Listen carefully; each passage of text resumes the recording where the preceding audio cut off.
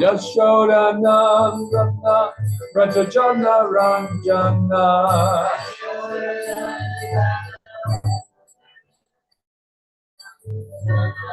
Jamuna Tirambana Chari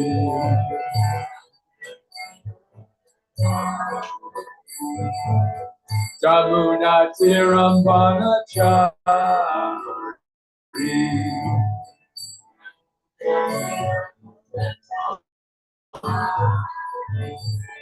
Jaya Radha Madhava Kunja Vihari Gopi Jana Bala Bhagiri Hari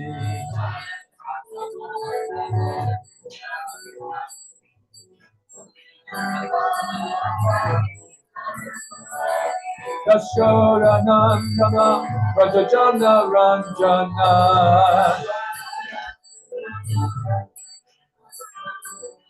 Yashoda Nandana Rajajana Ranjana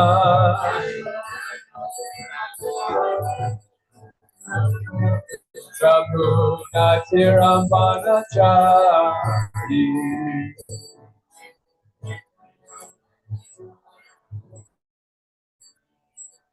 Jaya Radha Madhava Kunja Vihari Gopi Jana Bala Bhagiri Hari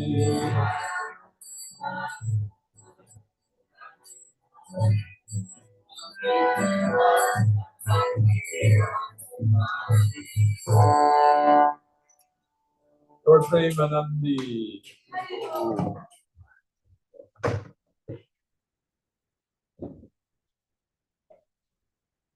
Om Namo Bhagavate Vasudevaya.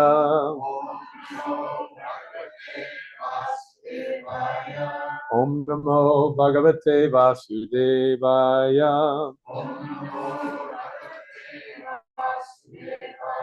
Om Namo Bhagavate Vasudevaya.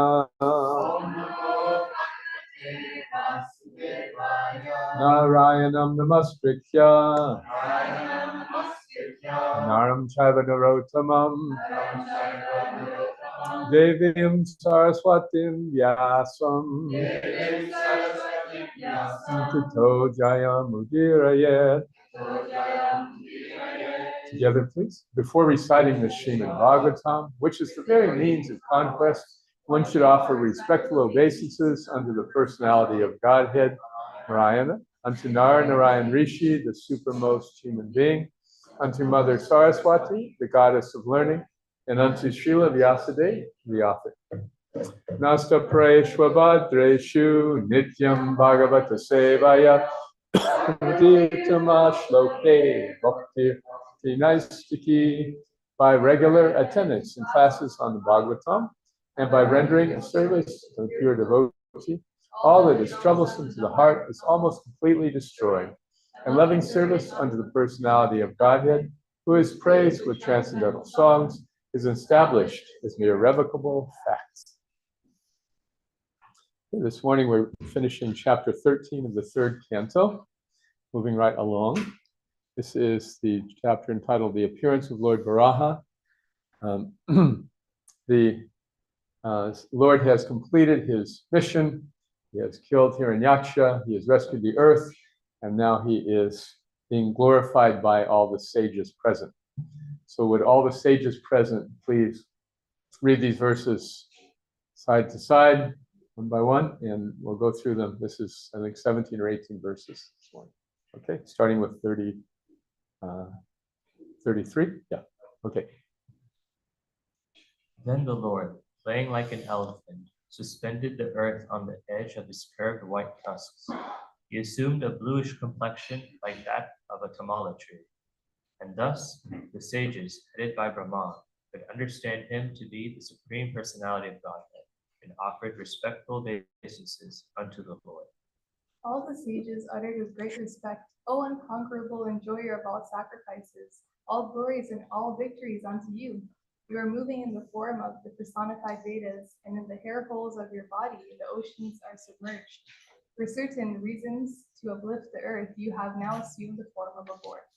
O Lord, your form is worshipful by the performances of sacrifices. By souls who are simply miscreants are unable to see it. All the Vedic hymns, Gayatri, and others are in touch of your skin. In your bodily hairs is the kusha grass. In your eyes is the clarified butter. In your forelegs are the 4 kinds of fruitive activities. O Lord, your tongue is a plate of sacrifice. Your nostril is another plate of sacrifice. In your belly is the eating plate of sacrifice, and another plate of sacrifice is the holes of your ears. In your mouth is the Brahma plate of sacrifice.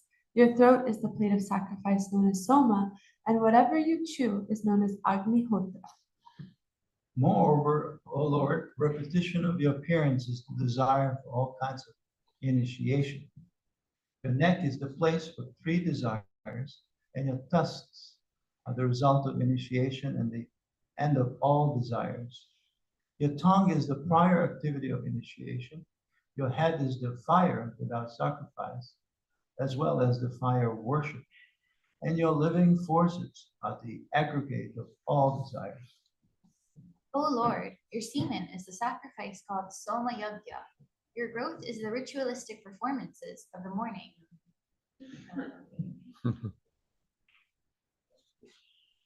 Your skin and touch sensations are the 7 elements of the Agnishtoma sacrifice. Your bodily joints are symbols of various other sacrifices performed in 12 days. Therefore, you are the object of all sacrifices called Soma and Asoma, and you are bound by Yagyas only. O Lord, you are the supreme personality of Godhead and are worshipable by universal prayers, Vedic hymns, and sacrificial ingredients. We offer our obeisances unto you. You can be realized by the pure mind, freed from all visible and invisible material contamination. We offer our respectful obeisances to you as the supreme spiritual master of knowledge and devotional service. O lifter of the earth with its mountains, which you have lifted with your tusks, is situated as beautifully as a lotus flower with leaves sustained by an infuriated elephant just coming out of the water. O Lord, as the peaks of great mountains become beautiful and decorated with clouds, your transcendental body has become beautiful because of your lifting the earth on the edge of your tusks.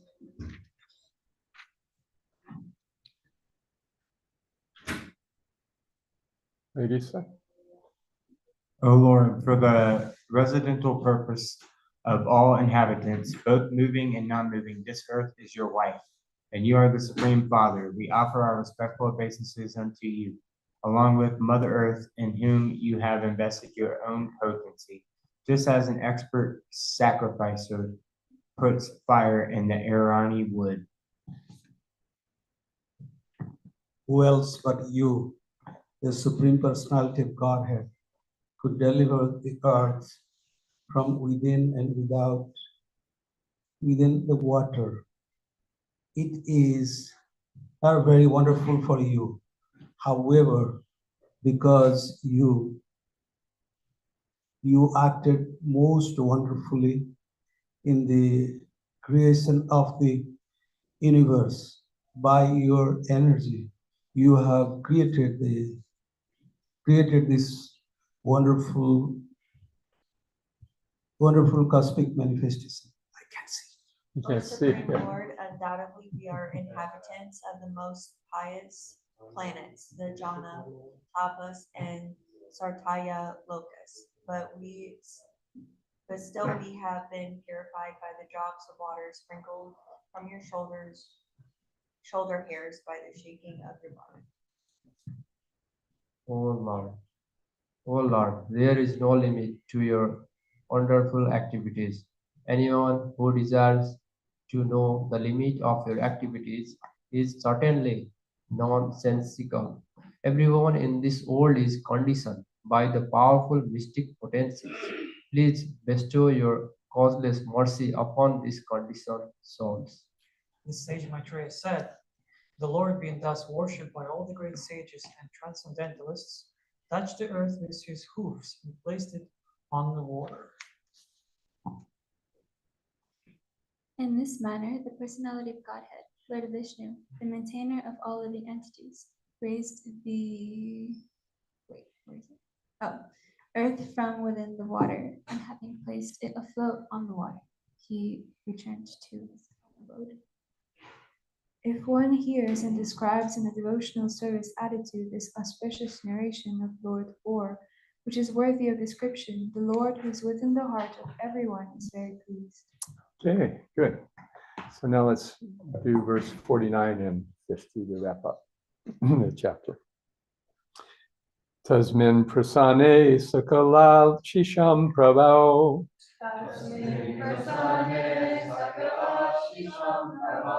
Kim durlabam tabhir alam lavat mabi. Ananya drishtya bhajatam guhashaya.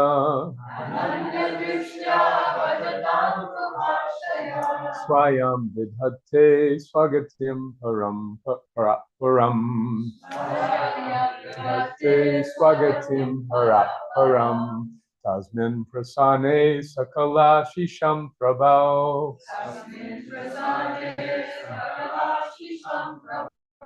Kim durlabham tabir alam lavat mabhi. Ananya drishtya bhajatam guhashaya. Swayam vidhate swagatim param. Please chant. Tasmin prasane sakala shisham prabho. Tasmin prasane sakala shisham prabho.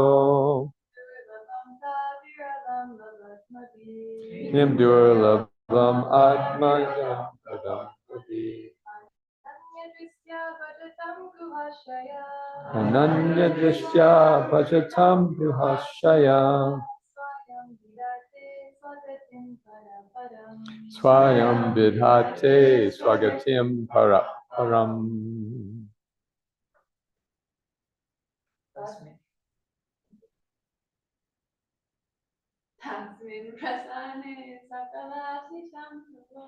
Tasmin prasane sakala shisham prabho. Kim durlabam tabi alam lavat madhi. Ananya drishtya bhajatam guhashaya. Vidhate swagatim param. Tasmin prasane sakala shisham prabho. Kim durlabam tabir alam lavat madhi. Ananya drishtya bhajatam guhashaya. Swayam vidhate swagatim param. Anyone else? Okay, synonyms together, please. Tasmin, unto him, prasane, being pleased, sakala ashisham, of all benediction, prabho, unto the Lord. Him, what is that? Durlabam, very difficult to obtain. Tabhi, with them, alam, away, lava atmabi, with insignificant gains, ananya drishta, by nothing but devotional service. Bhajatam, of those who are engaged in devotional service. Huya Hashaya, residing within the heart. Swayam, personally. Vidhate, executes. Swagatim, in his own abode. Para, the supreme. Param, transcendental. Translation together, please. Nothing remains unachieved when the Supreme Personality of Godhead is pleased with someone. By transcendental achievement, one understands everything else to be insignificant. One who engages in transcendental loving service is elevated to the highest perfectional stage by the Lord himself. Everyone's hearts. Purport. As stated in Bhagavad Gita 10:10, the Lord gives intelligence to the pure devotees so that they may be elevated to the highest perfectional stage. It is confirmed herein that a pure devotee who constantly engages in the loving service of the Lord is awarded all knowledge necessary to reach the Supreme Personality of Godhead.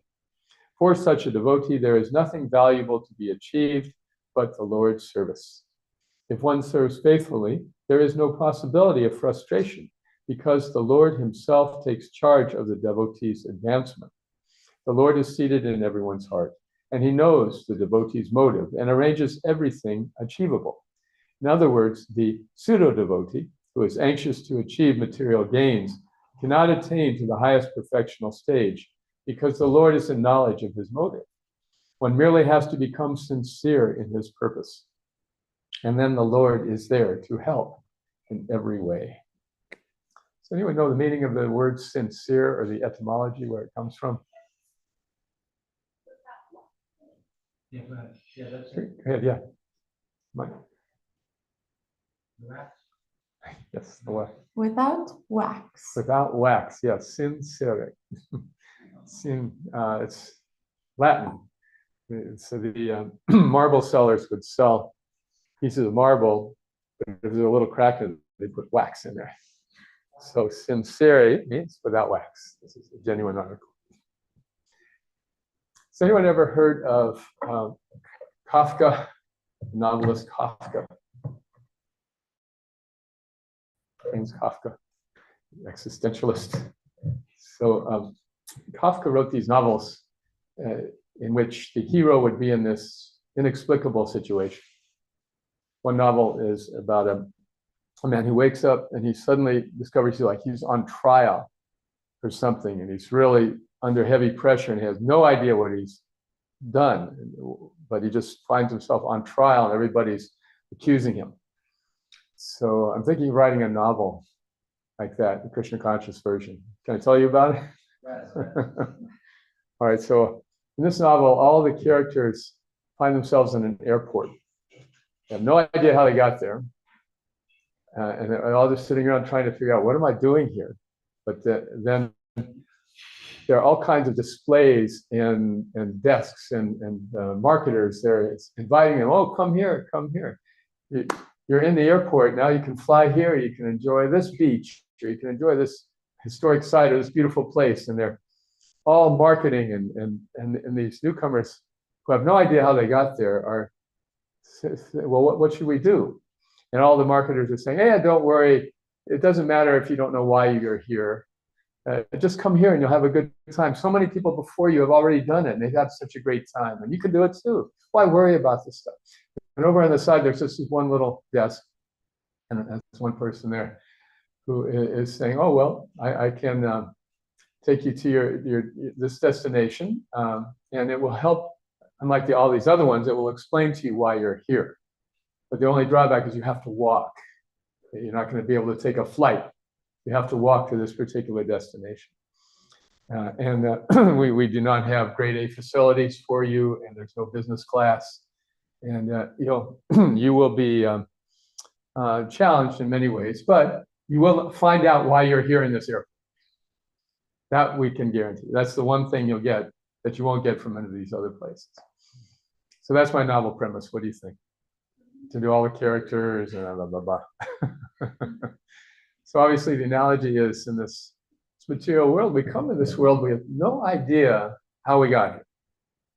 We have no recollection of our past. We don't know why we got this advantage, this disadvantage. We compare ourselves to others. We say, oh, well, this person has this, that person has that. I haven't really got a raw deal here. Or we think, oh, this person was only this much. I got such a good deal. I can fly here, I can fly there. And yet, we're only encouraged to forget about this basic question. Why are we here in the first place? There is a presentation on the 100 greatest mysteries of science. And the first mystery in the list, the very first one, Science does not know why the universe exists. Why does it exist? So what do we hear our whole life? That doesn't matter. It's not important. You don't have to worry about that. Just go here, do this, do that with your life. And don't worry about that foundational question. So I'm from New Mexico, which is a desert-like state for the most part. And in New Mexico, we have a saying that in the desert, a tumbleweed is a tall tree. And when there's no other, you understand? When there's no other vegetation, this little weed, this tumbleweed, oh, that's a big tree. So science is a little bit like that. It can't answer these foundational questions, but it's the best we've got. So we don't know why the universe is here, but we do know that it's expanding. We don't know what your purpose is here, but we can tell you things that your ancestors didn't know. And therefore, we're an important source of knowledge for you. We're the tumbleweed in this desert of ignorance. So our little Krishna conscious desk way over on the side of the airport, which is just offering, a walking tour. But when we answer this question, why are we here? What are we doing here? What is our background and what is our purpose?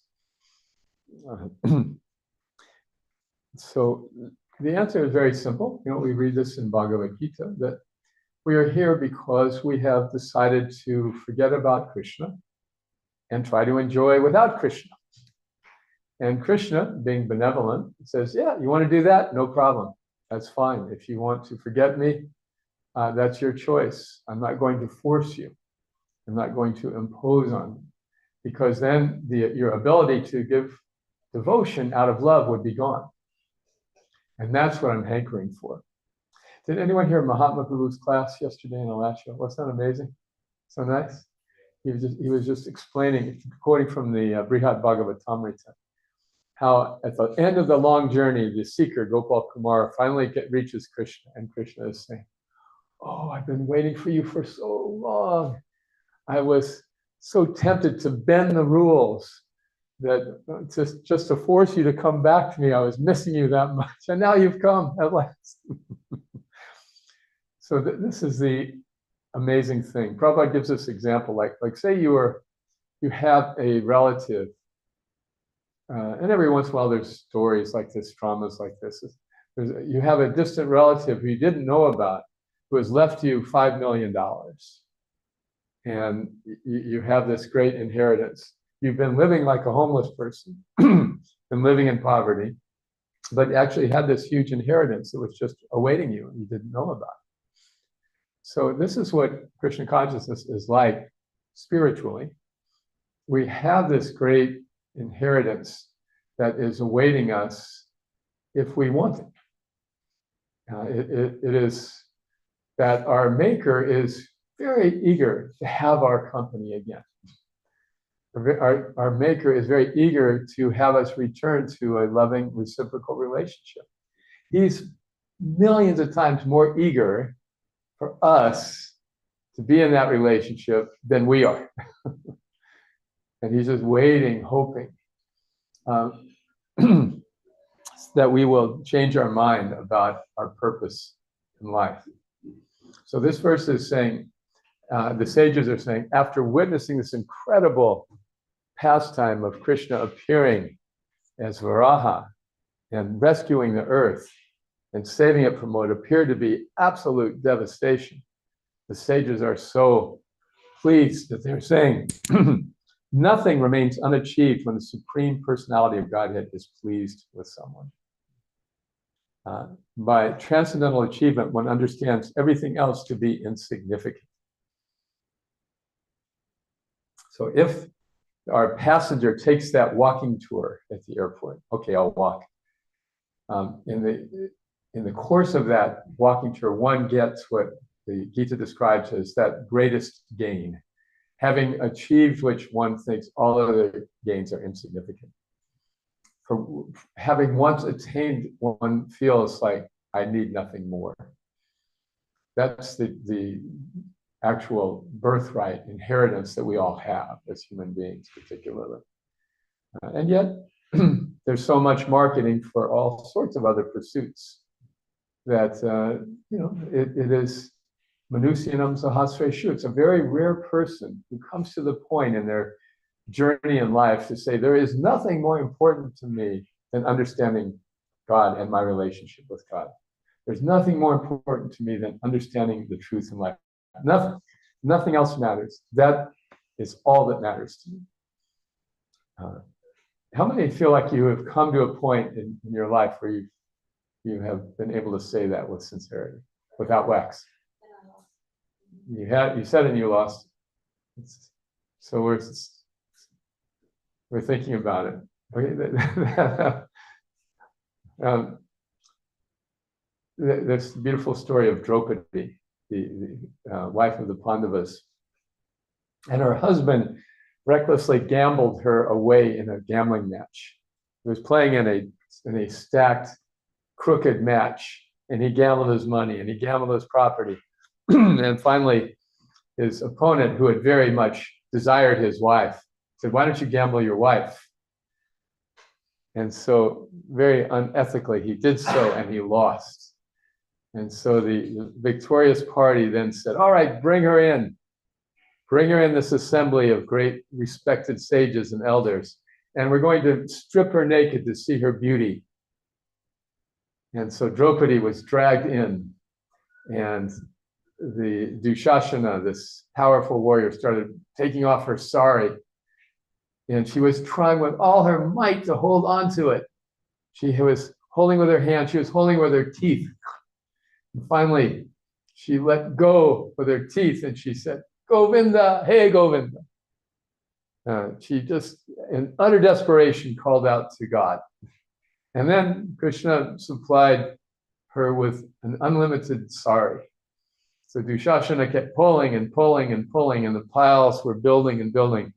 But still, she was covered. And finally, he got exhausted. So I can't do it anymore. So that's one of the examples of countless examples of how Krishna protects one who comes to the point of letting go. Okay, Krishna, I trust you. So that's our challenge in this life. First, letting go, and second, putting our trust in Krishna. It's not very difficult for Krishna to maintain one little devotee, is it? I mean, he's taking care of all of the cockroaches on earth. They're all getting their meals. All the ants and the elephants and the birds. There's a beautiful passage from the Sermon on the Mount in the Bible. Remember? Jesus says, "Observe the lilies in the field. They are not working, and yet they are wearing clothes more beautiful than Solomon. And look at the birds. They are all getting their meals. And you are so much more important to your maker than the birds or the flowers. Do you think he won't take care of you?" Our problem is that we don't trust Krishna fully. Yes, we trust him a little bit, and that's all right. It's all right. We don't have to trust him like Draupadi. But at the same time, can we trust him enough to say, "Look, today I'm going to offer my service to you to the best of my ability. Never mind tomorrow. Just today am I able to offer my service, and trust that you are going to take care of tomorrow." There was an interesting study. Some scientists were studying the sections of the brain that get stimulated when you're thinking about different people. So one section of the brain gets stimulated when a person thinks about themselves. Another section of the brain gets stimulated when they think about another person. So they did these scientific tests, and they could follow it with the electrodes. Okay, what makes you happy? What do you like to do? This side is for you. What do you think about Matt Damon? What do you think about Natalie Portman? This side of the brain. So then they asked, okay, What do you think will make you happy in the future? Your future self. What is it for your future self that is stimulating and desirable? And guess which side of the brain was stimulated? The other person. Yeah. So the other person, our future selves, is this other person we don't really have that much to do with. And so as a result of that, this other person in the future, well, we don't really worry about that, right? We don't really think about that person. This is just some tangential, incidental presence in our lives. So this is very relevant to Krishna consciousness. And this test, by the way, is repeated many, many times and always got the same result. So in other words, in short, most people don't think about their futures. Oh, they think about their 401k. We got graduates here at UF. They're 21 years old and they're looking for a job and they're considering what are the retirement benefits. That's a big draw. But as far as our lives, what kind of person we're going to be, what kind of situation we're going to have, that we don't have to worry about that. We don't think about that. And this is why our passengers ended up in the airport in the first place, not knowing how they got there. Because the last trip, they didn't check the destination on their boarding pass. And then there's no recollection. So similarly, like when we're born, we don't have any idea why we're in this particular situation in life. We have no idea. We just show up in it. And yet, when we understand that the soul is eternal, we can say that whatever we were deciding in the past has created this body. So in the same way, that same process goes on every single day of our lives. Whatever we prioritize today determines what we will be tomorrow. Every single day, every moment, every choice we make is determining our future. That's our free will. We have that uninhibited free will to decide what we're going to become. And yet, because of a heavily materialistic education and upbringing, where we're just totally convinced that all the goals of life, all these glimmering, shimmering, exotic destinations are really what make us happy. We are sold out. Let me pursue that. So we're reading in Bhagavatam and Bhagavad Gita. It's just take another look at this fundamental question. What are you going to be in the future? What kind of decision, what are going to be the results of the decisions you're making today? That's all. It's a very simple message at heart. It's a message of saying, as a human being, you have this responsibility to determine your future.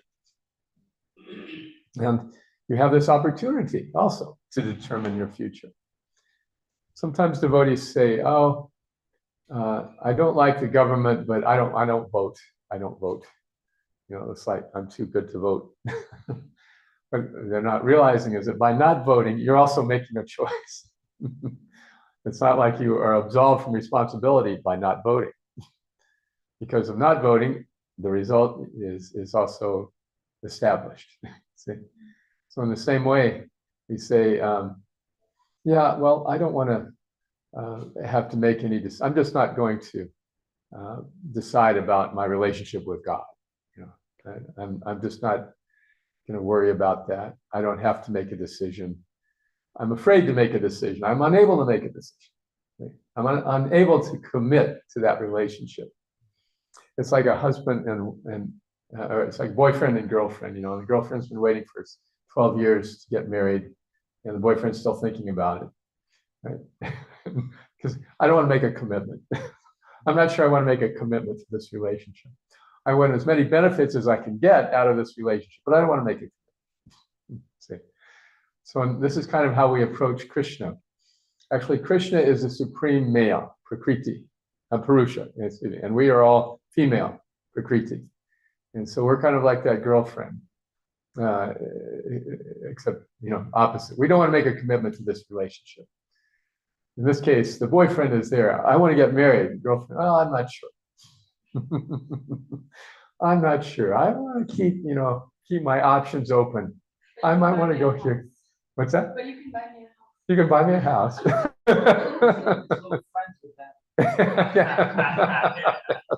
Friends with benefits. Yes, this is my preference. It's a thing out there. It is. It is. So that's kind of our approach with God. We want to be friends with benefits. We want to make a commitment to this relationship. We want to be friends with benefits. If we're theists, we understand there is a supreme person, a supreme intelligence behind everything. And having a relationship with that person is our birthright. Just imagine, everybody would like to have a rich friend. George Harrison of the Beatles. George started out a poor boy, from working class family. His father was a bus driver, I believe. But somehow he was interested in the guitar. His parents got him a guitar when he was 8 or 9, and so he played the guitar, and then he got pretty good. And then these other boys said, "Why don't you join our band?" And then they went and played in Germany for in all these shady clubs for virtually no money and just barely surviving. But they played and they loved playing and they got good at it. And then they went to one big record company. "Here's a tape of our music," and they turned them down. But then some other producer heard about it. It's pretty good, so he got him a contract, and then they became just unimaginably successful. From zero to among the most famous people in the world within a few years, age basically 23 to 27. By 23 they were poor and obscure. By 27 they were internationally famous. Can you imagine? And so George was among them. He was kind of on the more thoughtful side, a little more introverted side, and kind of a junior member also. And so, but when he got very wealthy, he started having this experience that, hey, all of a sudden everybody wants to know me because I've got money. And so he became very skeptical about friends. And so somehow he also took a great interest in spirituality and heard Prabhupada chanting and wanted to meet devotees. And then he met a devotee. The devotee managed to sneak in to see him. Literally, he snuck on the side. He tried to come in the studio area where they were going to be, and they said, "No, you can't come in." So there was a limousine was pulling in with another member of the Beatles and his girlfriend. And so he got on the side and snuck past crouched over, and as the limousine was pulling in, he was crouched on the side, and that way he snuck in. Very bold, Shamasundar. And when George saw him, he said, "Oh, Hare Krishna, I've been wanting to meet you guys." And they became fast friends, so much so that when he was dying, George wanted Mukunda and Shamasundar with him. So the point is that when you have a rich friend, you naturally feel kind of secure, kind of blessed. So what to speak of being a friend with Krishna? Imagine how protected you would feel.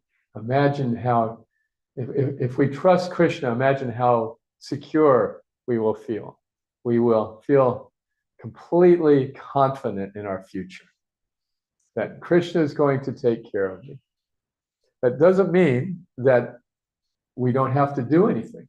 Like in the Bhagavad Gita, as Prabhupada said, Krishna does not say to Arjuna, "You sit and smoke ganja and I will fight the battle." He's exhorting him, you got to do it. You got to get out there and fight. So Krishna gives us opportunities. It's not that we do not have to work. But when our purpose changes from flying to some exotic destination to just wanting to please Krishna, then amazing things can happen in our lives. One who engages in transcendental loving service is elevated to the highest perfectional stage by the Lord himself, who is seated in everyone's heart. So Krishna gives us that which is most fulfilling and most unimaginable for us at this point in our lives. That's the deal. We serve Krishna today. Krishna gives us the intelligence to come to him. So any reflections on these points? Yes. Okay, Adisham and then Prema. Thank you, Prabhuji. I wanted to make a few additions for the novel. Yes, please. You wake up at the airport and you are so jet lagged. You're so jet lagged. You can't remember what it was, but you had millions and millions of previous trips. Oh, okay, thank you. And Yes. you have bags with you full of That's stuff from those trips. They're so heavy, but you can't let go because they became part of you. okay. Whoa, this is great. That's great. I'm taking notes. And That's then in. you start looking around and see shiny marbles and lights. It's like, oh, you start to like the airport. And you see there's a beautiful boy sitting, a beautiful girl sitting. Oh, maybe you'll, and you realize it's Christmas time. Before you know it, it's a Die Hard 2. You start fighting for survival. And, it's. Okay. Thank you. Okay, very much. Thank you very much.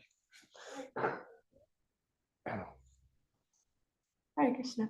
I'm curious about, so we see in Bhagavad Gita, like you were saying, Krishna instructs Arjuna to fight for me, and he doesn't want Arjuna to just sit still, and like he wants Arjuna to actually take action. And then the pastime of Draupadi, it's the opposite. As Draupadi's fighting, without Krishna in mind, he's not coming to her, but as soon as she lets go for Krishna, he comes to her. So both are for Krishna, like either fighting for Krishna with Arjuna or letting go for Krishna with Draupadi. How do we know when to do which? Right. Trusting Krishna can manifest in completely different ways. See? So Arjuna was going to let go of the battle, but not for Krishna, for his own sentiment. See? And Draupadi was fighting, but not for Krishna, for herself, to protect herself. So in both cases, when they decided to trust Krishna, well, trusting Krishna for Arjuna meant fighting. Trusting Krishna for Draupadi meant letting go. See? So sometimes we have to this is like the symptoms of surrender, right? Sometimes we have to accept things that we don't want to accept. And sometimes we have to reject things that we don't want to reject. So we can't get on that trip to Krishna hanging on to a lot of things that don't belong there. Just briefly, I'm just reminded from my childhood, there was a Twilight Zone episode where these thieves had somehow secured a huge quantity of gold, and they just had to walk across the desert, and then they would be able to enjoy it. But on the trip, the gold was so heavy, and they didn't have the water that they needed. And one of them says, "I'll trade you a bar of gold for a sip of your water." So the point is, we sometimes have to let things go, like Draupadi. And then we sometimes have to accept difficult challenges, like Arjuna. But like sadhana is difficult. Okay? It's one devotee was saying, "Prabhupada, I thought you said Krishna consciousness was easy."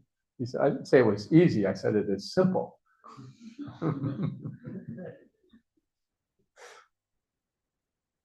So yeah, sadhana is simple. It's not easy. It's not easy to go to bed at 9 o'clock. You have to turn off the damn phone, right? It's not easy to. What? No, that's the only hard part. Going to bed is the only hard part. If you go to bed at 9, then getting up is easy. And if you get up refreshed, then chanting is easy. The whole morning program is easy. And I've experienced this for 53 years, that at the end of the morning program, I feel so much better than I did at the beginning of the morning program. Every day, right? Right? It never fails. So we fail at doing it sometimes, but the program is so uplifting. And it's difficult, and yet that just expresses trust in Krishna. Hope that's all right. Okay, any other points? Yes, okay. Advaita Prabhu. Thank you. Thank you very much. This morning we announced a special day. It's a Radha Kund appearance and Bahulashta. So in the spirit of this special day, I'm trying to imagine myself on the airport. I'm looking for that boot of compassion. That's, I guess, when I'm walking to what's being promised there, way back home, that compassionate element, it's kind of important part of that entire journey, especially when you're walking. So I just want to emphasize how much we depend on kindness as we walk back home. Kindness of each other, to each other, and kindness that we look for in this world that it's rather glittery and very painful. It's painful to experience disappointments again and again. Even on the walk. Yeah, flying, or even the walk. Yeah. Bhaktisiddhanta said that one who takes to the spiritual path will find it is strewn with thorns. So yeah, there's no promises in that at that compassion booth, but there is that kindness. But this will really help you, and we're not going to charge you anything. And because Radharani is the embodiment of it, we pray for her. Yeah. And as a kind mother, she will bestow it. Right. The examples given of like going to the dentist. When we go to the dentist, we know it's going to hurt, but we go anyway because it's going to hurt less than it will if we just ignore the problem. The voluntary acceptance of some suffering. That's the meaning of tapas, right? Narada Rishi Prabhu. Oh, sorry, Gopal's here, and then Narada, you get a mic and be ready. Okay. Yeah, about trusting Krishna. I mean, I'm the perfect example of how he's taking care of people, but still, I worry. It's like, what about the devotees in Ukraine? But what it means when Krishna protects us, it means he does what's good for us, what's best for us. It may come in very different forms. Interesting. Thank you. That reminds me when I was in Italy last week, I had the opportunity to spend some time with a wonderful devotee named Achyuta Priya Prabhu from Ukraine. And they have about 15,000 devotees in Ukraine. It's very popular there, but 43 of them have been killed in the war, either as recruits or through the civilian attacks that have been made. And I said, what's it like? What's it like for you? And he says, we just get up and chant Hare Krishna. We just go on every day. Which is one of the beautiful things about Krishna consciousness. Your material expectations just kind of go down, and you're just grateful every day. I can just come together with devotees and chant. He said, we're not able to have big festivals because if we do, the government will come there and recruit. So we just have to have little gatherings in homes at the temple. But otherwise, same old, same old. Last point, Narada Rishi Prabhu. Can I? It's an unfortunate situation that outside common people, they don't understand that Krishna is the maintainer. You're talking about that point. That Krishna is the maintainer. Out of millions of people, one person, he was very stubborn. I want to see how Krishna is the maintainer. So what he did, he took a airtight, container, small container. He put an ant, and he just, put the lid very tight, airtight, and he kept the ant for 24 hours. And the next day he opened. The moment he opened, he saw one little piece of grain was in the mouth of the ant. So he understood that Krishna is the maintainer. Somehow. Yeah, somehow. Yeah. What is that verse? Nitya nityanam chaitanas chaitananam eko bahunam yovedadhati kama. That's that out of many eternals, there's one chief eternal. Out of many conscious beings, there's one chief. And that one is in the business of maintaining all the rest. All right. Thank you, sir. Thank you very much. Srila Prabhupada ki jai. Srimad Bhagavatam ki jai.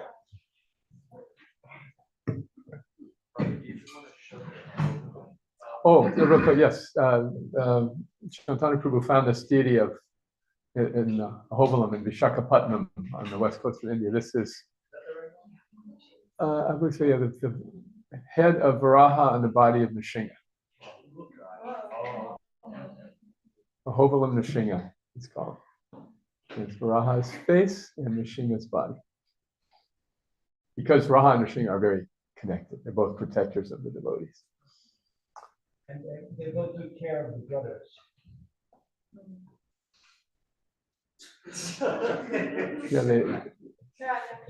Yeah, they took care of their respective brothers. That's right. That's right. Yes.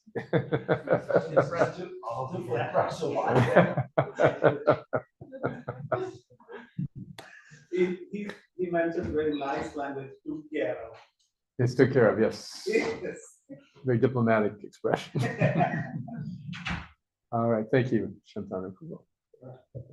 Have a prasadam prayer.